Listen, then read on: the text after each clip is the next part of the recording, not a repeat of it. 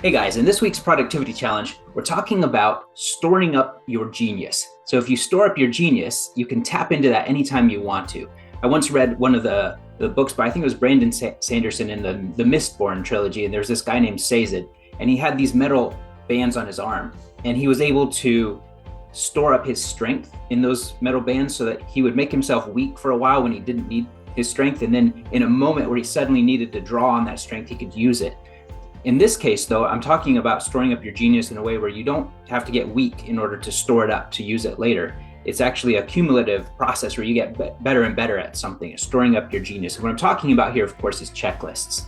So before you tune me out and say, oh yeah, checklists, I know all about that. I read Checklist Manifesto. I understand that pilots use checklists. I understand that surgeons can reduce the mortality of their patients when they follow a checklist, pre-surgery, washing their hands better, and all of these things. Before you assume that that's what I'm talking about, I want to make sure you're thinking about this in a broader context and for your business, for your productivity, not just for yourself, but for your team. That checklists, they extend into the world of SOPs. Obviously, SOPs are all about creating a checklist for the best process for doing something. Of course, it also can speed your team up. You know, if there's a link that you can just click on instead of going to Google Drive and searching and trying to find it every time when you're going through a process, that helps. If you can have at your fingertips right there in your SOP some of the best practice resources for, let's say, writing the headline for an email subject or something, of course, that can speed you up as well, not to mention prevent you from skipping past that step. But the other advantage is that as your process improves, you realize, oh, I could do it differently, and then you shift your SOP to reflect that improvement. So that's why you're actually storing up your genius over time. You don't have all your best ideas at once. You work on something, it works pretty well. After doing it for 3 weeks, you have an insight, you realize this works better. If you capture that in your SOP, you get better over time. It becomes a stacking process. It's like an external brain that you can then, of course, delegate to other people. And it's much easier than to train someone when you can walk them through the SOP and explain why. And of course, just a side note on a productivity tip about doing that training process, record your screen when you do it so that if that person quits or if they need to train a second person as your business grows, you can have that screen recording as a resource.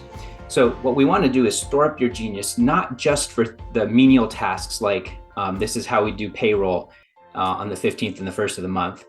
That's helpful, of course, but what we want to do on top of that is also make sure you're using checklists and SOPs and templates when it comes to doing the creative process. So this is one of the places where a lot of the entrepreneurs I work with in the digital sphere, people who have info products or have some aspect of their marketing agency that involves a lot of creativity, whether it's video ad creation or other kinds of content that they put out there, they often skip using templates because they're like, no, this is creativity. Like I'm literally just making stuff that's got to be brand new every time. So it's coming from some other place.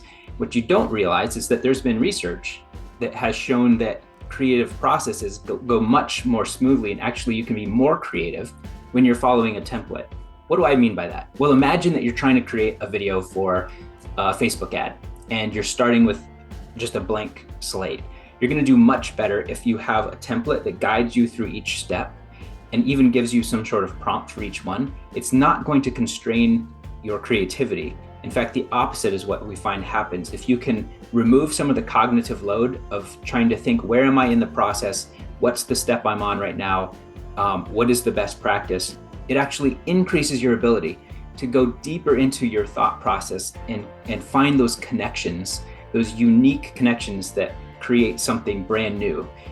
If you're not trying to hold that mental load of trying to remember where you are in the process. So I'm encouraging you to think for yourself and your team, how can we add templates and processes to the creative element of what we're doing? So regardless of what kind of business you're in though, storing up genius is a part of what makes your business valuable over time. In fact, David Finkel calls the UBS, that's his term for the ultimate business system, which is just a housing for all of your SOPs and all of your reference documents. He calls that your most valuable IP.